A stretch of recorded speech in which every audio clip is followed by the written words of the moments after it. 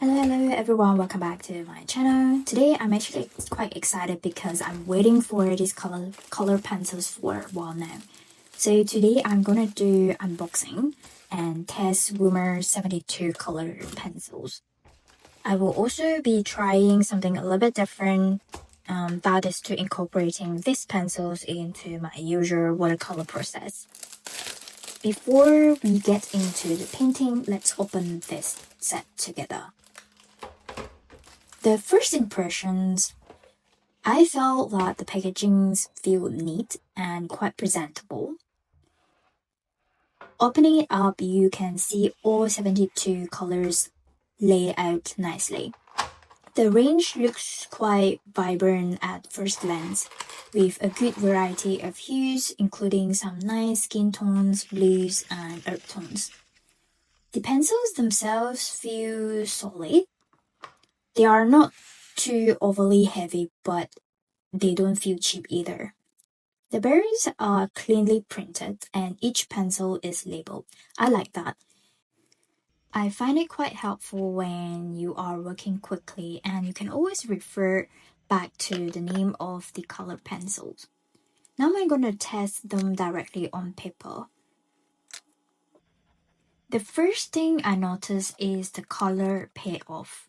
The pigment shows up quite well with minimal pressure because it feels like it's quite soft, which is a good sign. I'm trying different colors here to see how they behave. Some are really smooth and creamy, while others feel slightly firmer. Moving into the painting. Today's piece is something a bit emotional. I'm painting a guardian angel inspired by the idea of a dog transforming into a protective spirit. This actually comes with a story, so if you're interested, you can subscribe to my Dear You Mail Club, and it comes with the story of this piece. I start with my watercolor base as usual. I'm keeping the washes soft and light, building up the atmosphere first. The part is all about setting the tone, keeping things loose and expressive. To be honest, there is no rules that you have to start with watercolor. It's just my preference because I have been practicing watercolor for these few weeks, so that I thought that I just want to start with watercolor, and this is actually a really important step in my process. I like beginning with watercolor because it helps me build the overall mood and atmosphere without getting too caught up in details too early. The washes stay soft and loose, like I mentioned before, and then they allowed me to focus on light, shadows, and feeling first. It creates a kind of foundation that I can later refine with colored pencils, especially for adding texture and details on top. That is what I imagine because I actually tried adding colored pencils onto my watercolor painting, so I actually don't know how it turns out. So this is my first try and hopefully it will be better than I imagine.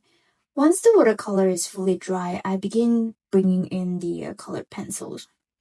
Before going into the main details, I actually start by sketching the grass using the colored pencils. This helps me anchor the compositions and establish direction in the piece. It also lets me get a feel for how the pencils behave on top of the dry watercolor before moving into more important areas like the subject. As I sketch the grass, I noticed that the colored pencils gives a really nice rough texture. It feels natural and organic, which works well for something like grass. However, I do notice that the lines aren't very defined. They come out a bit soft and loose. I think this is partly because the pencils aren't extremely sharp at this stage.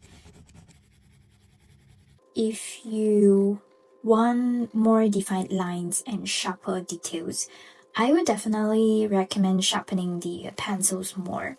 Overall, I would say Woomer's pencils are great for blending and texture, but if your style requires very crisp and precise lines, this might not fully give you that control. After that, I move into painting the skin, followed by the clothes.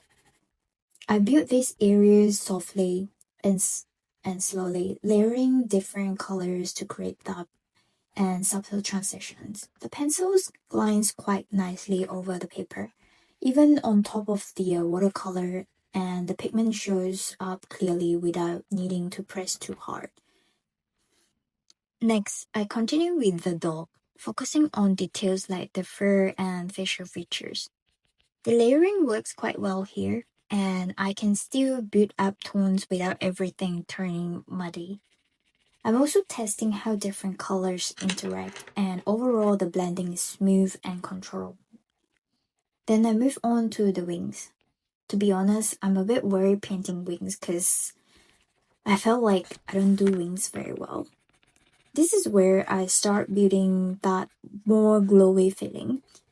I think it's quite difficult to do it when I'm using watercolor and colored pencil.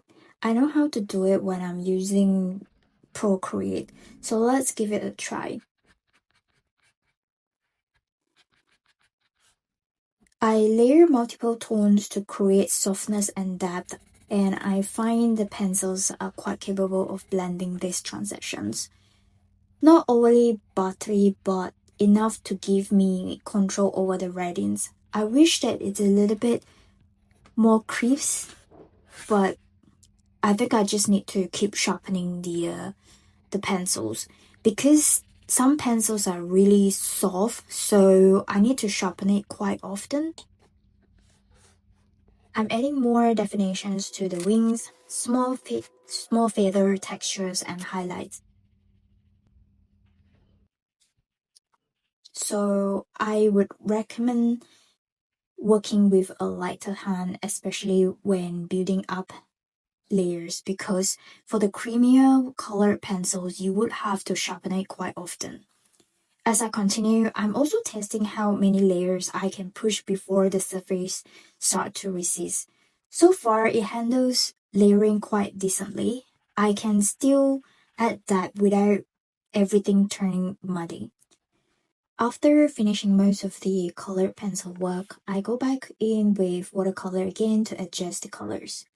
This is another step I really enjoy, using watercolor to unify the piece. I gently glaze over certain areas to soften transitions, adjust tones, and bring everything together. It helps enhance the atmosphere and ties the pencil work back into the overall painting. I also want to mention something important, light fastness. While the pencils are labeled, I would still be cautious if you're planning to create work that needs to last a very long time or sold as original fine art. For personal works, studies, or prints, they should be absolutely fine. Now, in terms of budget, I think Woomer color pencils sit in a really interesting spot. They are more affordable compared to high-end professional brands, which makes them a great option if you are just starting out or still developing your skills. At the same time, they are still capable enough for intermediate artists who want something reliable without investing too much upfront. I think they are especially good if you are experimenting with mixed media like watercolor and color pencil together. My final thoughts on the Warmer 72 color pencils. Overall, I'm quite impressed. The color payoff is strong and they perform well on top of watercolor, which is exactly what I was hoping to test. But overall, as a creative tool, especially if you are exploring mixed media like watercolor and color pencils together, I think they are a really good option. And that's for today's video. Hope you enjoyed this and let's stay creative together. Bye!